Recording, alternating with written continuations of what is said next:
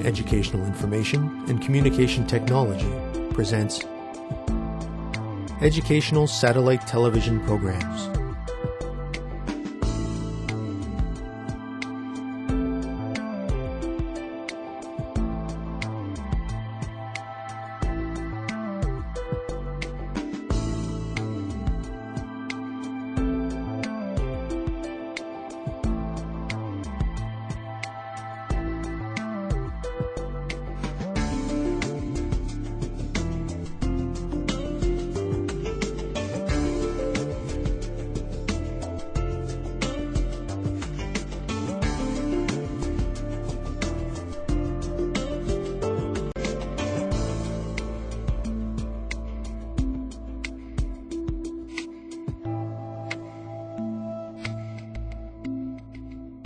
Hello, teacher. Hello, students. Welcome to today's lesson on patterns of behavior. In our last lesson, we studied insight learning. We learned that there are three factors that influence the insight learning experience. We discussed that when possible problem-solving attempts have been tried and have been unsuccessful, the ongoing attempts to solve the problem eventually end, and a perfect solution to the problem is suddenly realized in a spontaneous way. We also looked at the contributions by Wolfgang Kohler to the understanding of insight experiences. In addition, we learned about the terms epiphany and eureka. In today's lesson, we are going to discuss patterns of behavior in animals and focus on courtship. Let us begin the lesson. There are many different species of animals, and each species behaves somewhat differently. However, there are common patterns of behavior exhibited by many species and a few behavior patterns that are exhibited by all species. Since all species need to reproduce, eat, and defend themselves from predators, most species show some kind of courtship and reproductive behavior, foraging behavior, and defensive behavior. When we observe animals that are engaged in behavior, we can begin to see patterns form. We can observe how they act in certain situations. Sometimes these actions could be simple and straightforward. Other times, they involve complex processes. In this lesson, we will be looking at courtship behavior. Courtship in animals is behavior that results in mating and eventual reproduction of species. It may be simple, involving a small number of chemical, visual, or auditory stimuli, or it may be a highly complex series of acts by two or more individuals, using several modes of communication. Courtship enables members of a species to recognize each other and reduces the attempts at interbreeding between different species. Animals communicate with one another to initiate courtship and their mating intentions. Students, since animals cannot communicate with one another like people can, what are some ways you think they might communicate? Share your ideas with your classmates. Students, let's get ready. Begin.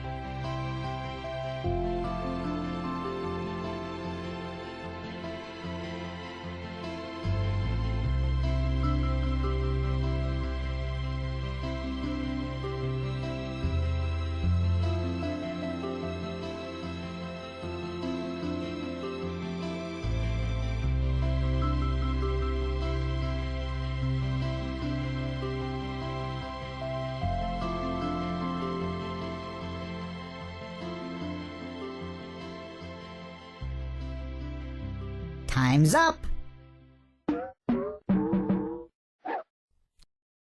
Let's get back to our lesson. Hello again, students. I hope you were able to think of some ways animals communicate and share with each other. There are, in fact, many different methods of communication that are used to attract a mate. Pheromones are often used to attract mates from a distance. Touch is also a way to communicate. Also, song is used by different species to attract a mate as well. Pheromones are chemicals secreted by one animal, typically the female. They are used to provoke a behavioral response in another animal. There are many different types of pheromones. Alarm pheromones are secreted by animals when they are being attacked. They produce the response of flight or aggression by others of that same species. Releaser pheromones can attract a mate from a distance of 2 miles or more. Territorial pheromones are used to mark the boundaries of a species' territory. Sex pheromones are produced in the female to signal that she is ready and available for mating. Courtship behavior is innate in most animals and consists of a predetermined fixed action pattern in response to a key stimulus. Fixed action patterns are a set of instinctive behaviors in an organism that run in sequence and are in response to a stimulus. From what we have learned in our previous lessons, students, can you explain what innate behavior means? Students, let's get ready. Begin.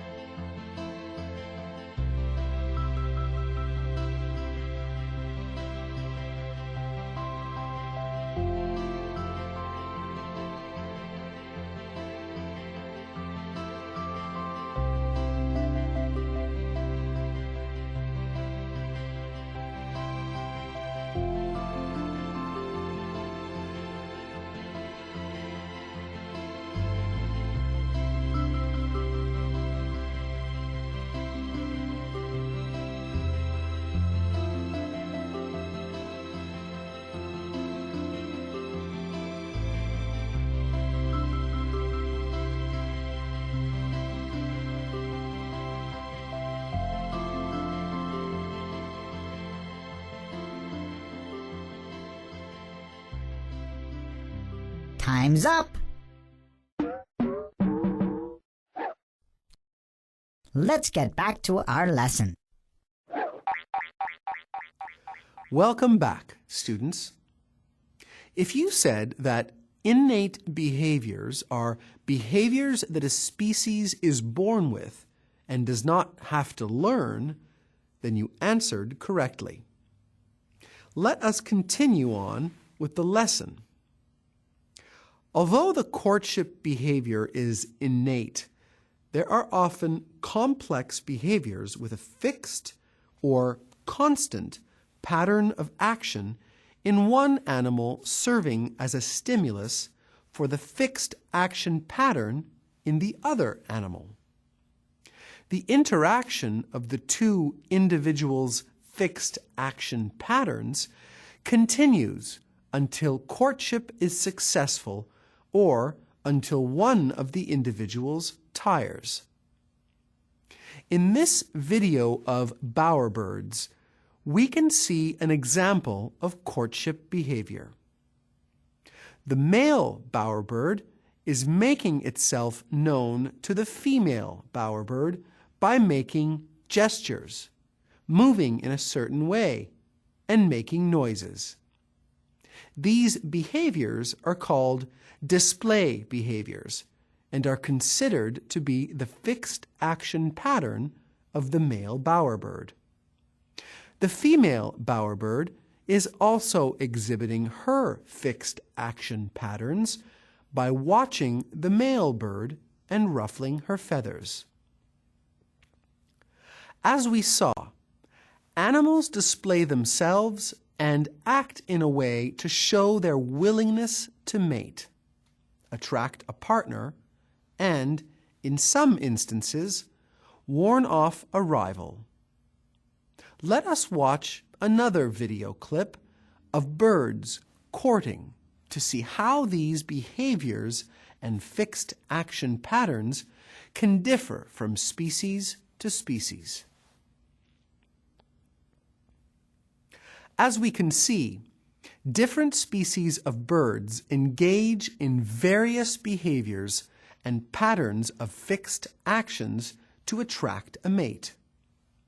Some of their actions or tactics may be similar, such as they may hop around or sing a song to their potential mate, but each one is slightly unique and based on the innate behaviors of that species. For our last activity, students, explain the term fixed action pattern. Students, let's get ready. Begin.